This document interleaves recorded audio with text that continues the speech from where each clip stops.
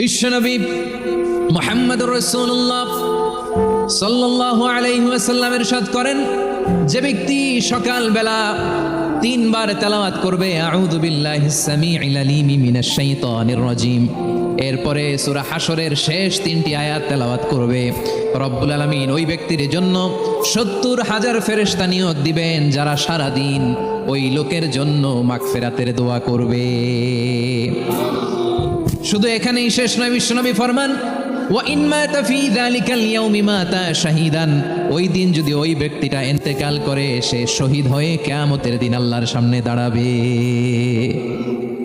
সকালবেলা যদি পড়েন তিনবার আউযু বিল্লাহিস সামিউল আলিম মিনাশ শাইতানির রাজিম তিনবার পড়ে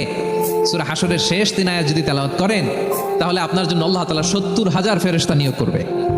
সারা দিন তারা আপনার জন্য মাগফিরাতের দোয়া করবে, আর ওই দিন ইন্তেকাল করলে আল্লাহ তাআলা শহীদ হিসেবে আপনাকে কিয়ামতের